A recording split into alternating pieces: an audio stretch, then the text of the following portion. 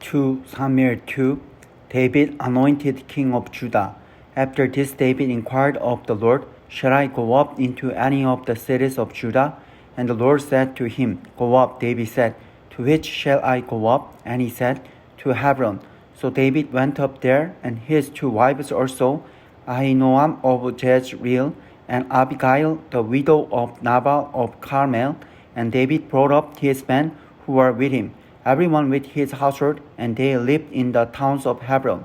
And the men of Judah came, and there they anointed David king over the house of Judah.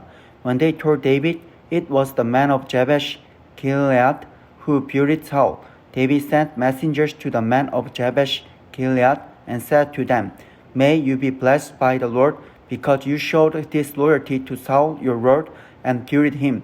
Now may the Lord show steadfast love and faithfulness to you, and I will do good to you, because you have done this thing. Now therefore let your hands be strong and be valiant, for Saul your Lord is dead, and the house of Judah has anointed me king over them. Ishbosheth made king of Israel.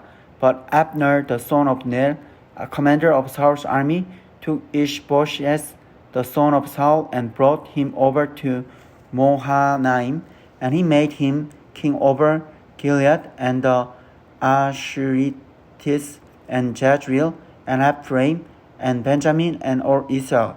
Ishbosheth, Saul's son, was 40 years old when he began to reign over Israel, and he reigned 2 years.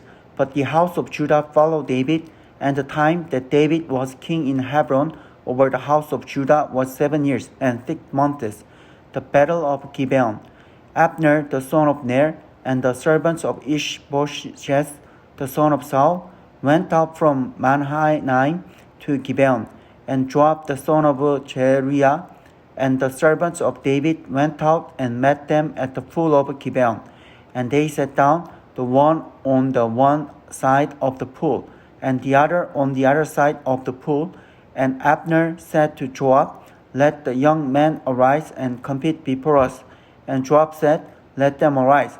Then they arose and passed over by number, 12 for Benjamin and Ishbosheth the son of Saul, and 12 of the servants of David. And each caught his opponent by the head and thrust his sword in his opponent's side. So they fell down together. Therefore that place was called Helkath Hajurim, which is at Gibeon, and the battle was very fierce that day. And Abner and the men of Israel were beaten before the servants of David. And the 3 sons of Zeruiah were there, Joab, Abishai, and Asahel. Now Asahel was as swift of foot as a wild gazelle, and Asahel pursued Abner, and as he went, he turned neither to the right hand nor to the left from following Abner. Then Abner looked behind him and said, Is it you, Asahel? And he answered, It is I. Abner said to him, Turn aside to your right hand or to your left, and seize one of the young men and take his spoil. But Asahel would not turn aside from following him. And Abner said again to Asahel, Turn aside from following me. Why should I strike you to the ground? How then could I lift up my face to your brother Joab? But he refused to turn aside. Therefore Abner struck him in the stomach with the butt of his spear, so that the spear came out at his back, and he fell there and died where he was. And all who came to the place where Asahel had fallen and died stood still. But Joab and Abishai pursued Abner, and as the sun was going down, they came to the hill of Ammah, which lies before Giah, on the way to the wilderness of Gibeon. And the people of Benjamin gathered themselves together behind Abner and became one group, and took their stand on the top of a hill.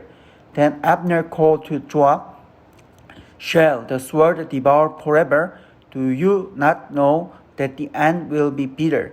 How long will it be before you tell your people to turn from the pursuit of their brothers?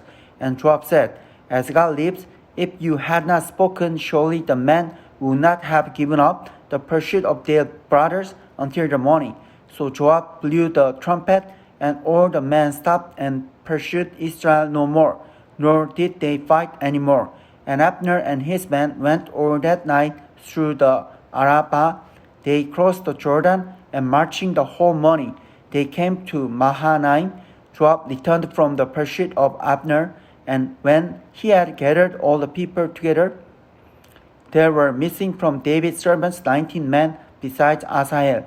But the servants of David had struck down of Benjamin 360 of Abner's men, and they took up Asahel and buried him in the tomb of his father, which was at Bethlehem. And Joab and his men marched all night, and the day broke upon them at Hebron.